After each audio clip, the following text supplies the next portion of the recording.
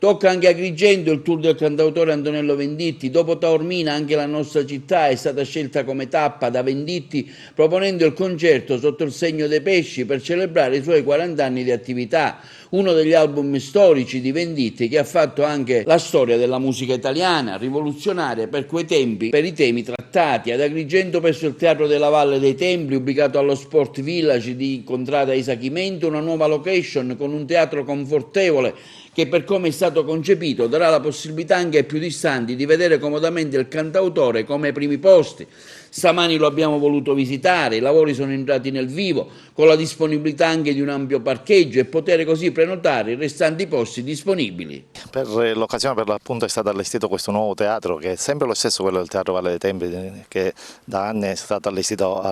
sia a Piana San Gregorio che a Casa San Filippo. Quest'anno abbiamo una nuova location, che è questa qua di Piana Chimento, accanto adiacente allo Sport Village, quindi con la stessa configurazione, che sarà proprio Antonello Venditti a debuttare e quindi a inaugurarlo. La struttura ovviamente è stata tutta riprogettata a norma di tutte le leggi, dalla Safiti di Gabrielli ai parcheggi, alla circolazione stradale, con tutti i servizi e i comfort necessari che sia il personale, sia gli operai, sia il pubblico oggi richiede. Quindi è una delle strutture con una capienza tale, abbiamo almeno 4.000 posti a sedere, anche in piedi potremmo estenderla. Con un palco da queste dimensioni possiamo ospitare certamente grandi eventi alla Notre Dame de Paris, i concerti e i concertoni e i piccoli spettacoli, perché anche modulare può diventare 2.000 posti. Quindi abbiamo realizzato per l'appunto quello che mancava, che era il contenitore qua ad Agrigento, per una programmazione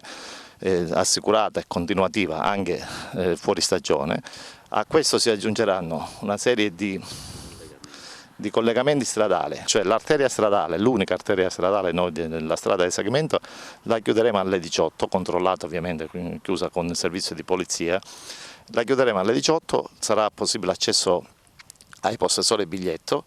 e chi non volesse appunto raggiungerci con la macchina può anche usufruire del servizio navetta, che a Villaggio Mosè, Piazza del Vespro, piuttosto che a Favara in via Cecaguara, ci sono le postazioni dei pullman che ti possono benissimo accompagnare fin qua. Proprio adiacente alla struttura c'è un parcheggio di oltre 30.000 metri quadrati, possiamo ospitare da 800 a 1000 macchine, consigliamo comunque l'arrivo con i motorini, è sempre molto più snello e più facile per tutti, e quindi non c'è nessun problema sia per l'accesso che il flusso che il deflusso. Ritengo di sperimentarla, abbiamo già fatto qua altri spettacoli anno addietro, dai Promessi Sposi a Massimo Ranieri con 3.000 persone.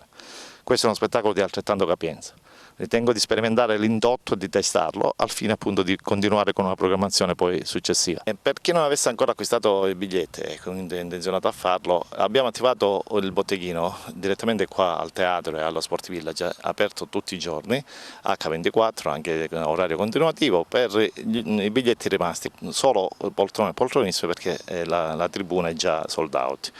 Quindi o chiamare al 43 74 74 o direttamente raggiungerci allo Sport Village per vedere e visionare la piantina con i posti disponibili.